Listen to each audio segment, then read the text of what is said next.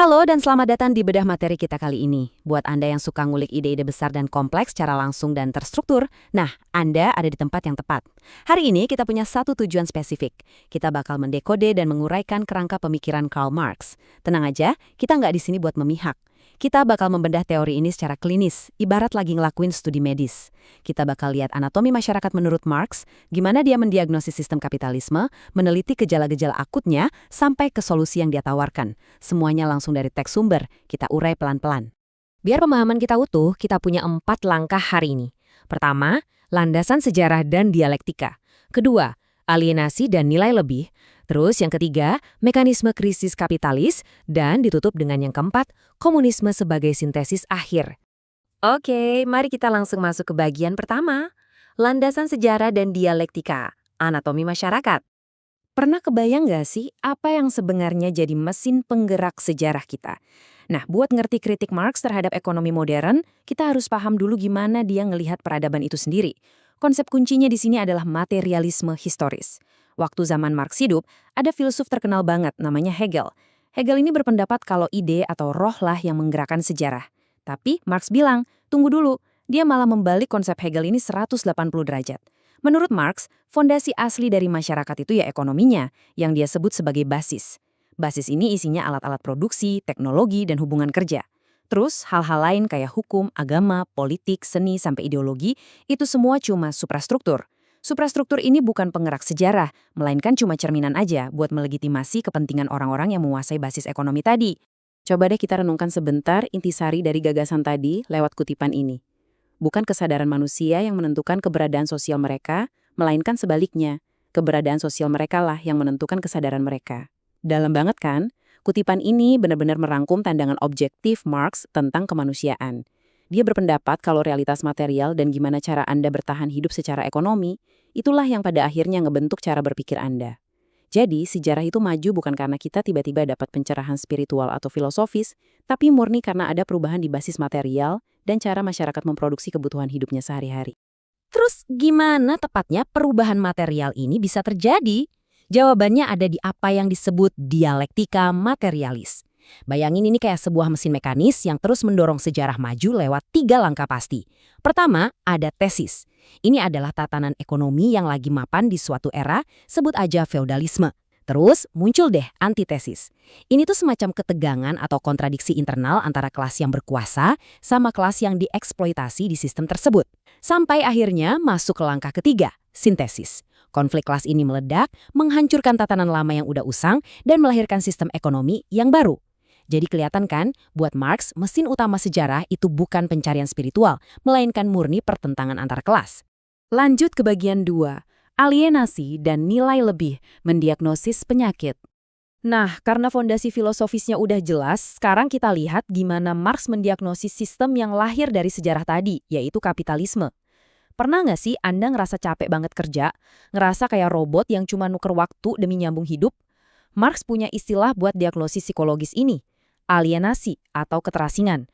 Menurut dia, karena buruh itu nggak punya alat produksi, mereka bakal kena 4 bentuk keterasingan yang lumayan parah. Pertama, mereka terasing dari produk yang mereka buat sendiri.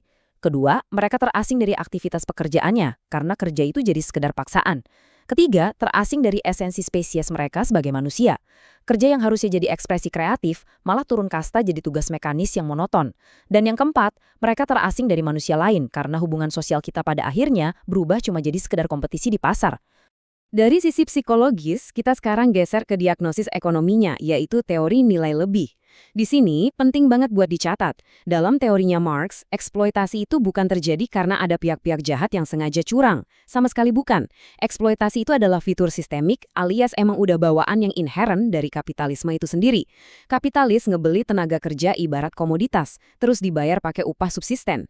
Upah ini cuma cukup buat buruh bertahan hidup dan besoknya bisa balik kerja lagi. Padahal kenyataannya, nilai real yang diciptakan buruh seharian itu jauh melebihi nilai upah yang mereka bawa pulang. Dan visual ini dengan brilian mengilustrasikan poin tadi.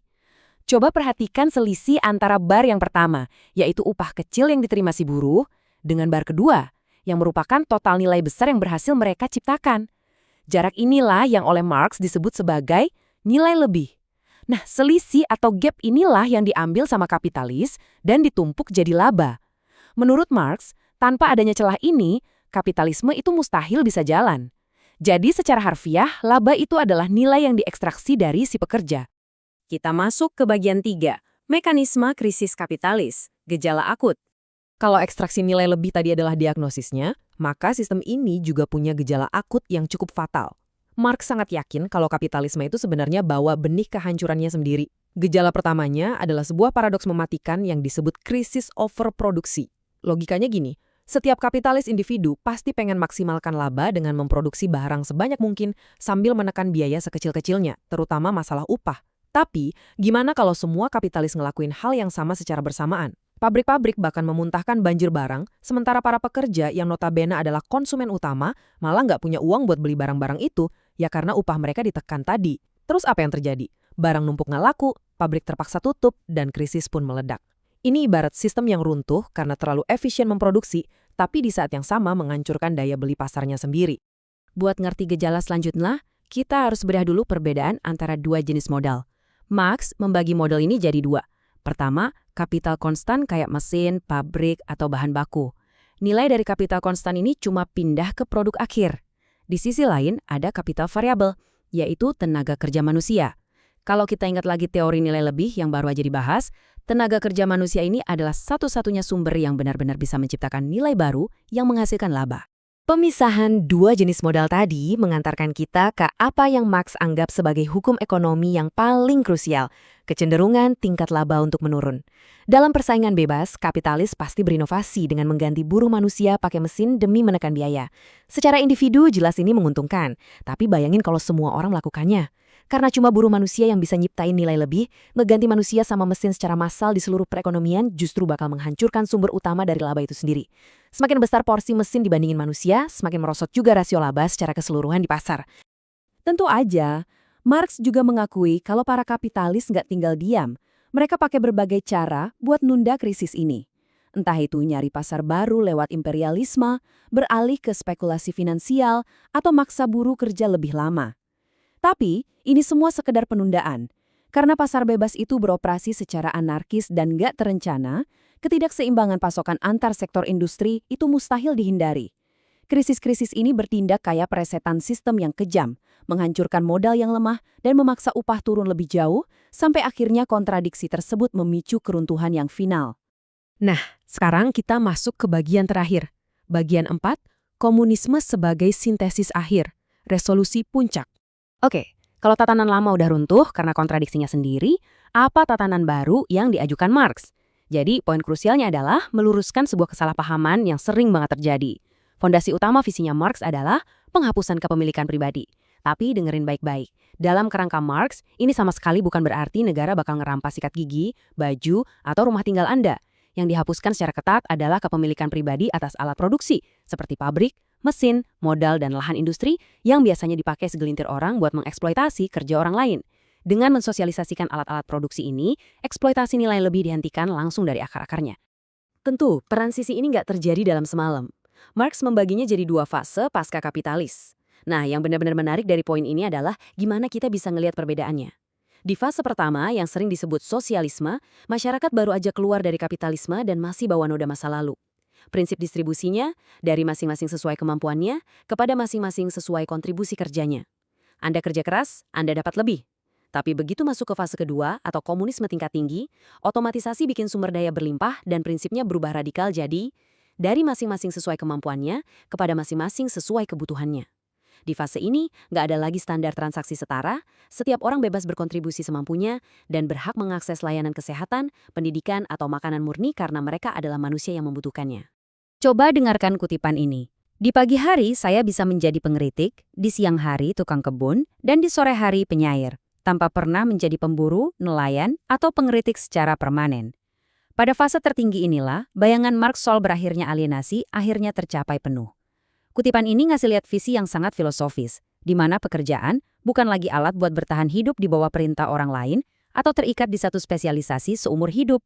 Sebaliknya, kerja berevolusi jadi aktivitas yang bebas, beragam, dan menjadi kebutuhan hidup pertama sebagai ekspresi sejati dari kemanusiaan itu sendiri.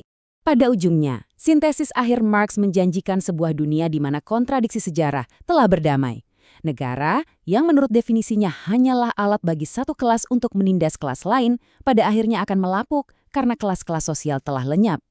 Saat kita menutup bedah materi kita kali ini, terlepas dari apakah kita melihat teori ini murni sebagai analisis sejarah ekonomi atau sebagai seruan revolusioner, landasan teorinya menyisakan pertanyaan besar.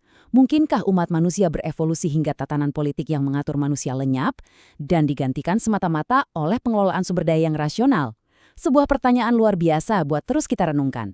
Terima kasih banyak udah ngikutin analisis terstruktur ini dari awal, dan sampai jumpa di pembahasan seru kita selanjutnya.